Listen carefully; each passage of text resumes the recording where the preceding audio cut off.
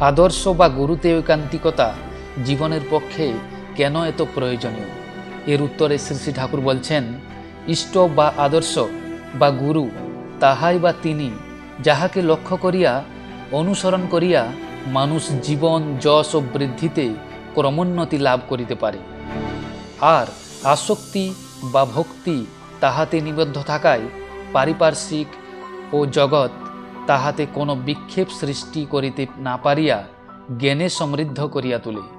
তাই আদর্শ বা গুরুতে ঐকান্তিকতা জীবনের পক্ষে এত প্রয়োজনীয়।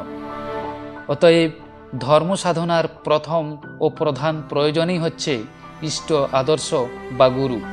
আর ধর্মশীলা হইতে হইলে চাই তাহাতে ভক্তি ও তাহার অনুসরণ ও আচরণ, তাহা এমনতর চরিত্র লইয়া যাহাতে এই ভক্তি বা আসক্তি স্বামী ও পারিবারিক সবার ভিতর যেন এমনতর প্রেরণার সৃষ্টি করে, যাহাতে তাহারা ইহাতে উদ্বুদ্ধ ও অনুপ্রাণিত হইয়া ওঠেন।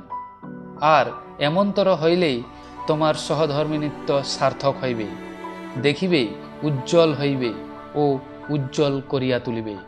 নারীর নীতি গ্রন্থ, বাণী সংখ্যা 87। পরম প্রেমময় শ্রী শ্রী ঠাকুর। জয় গুরু।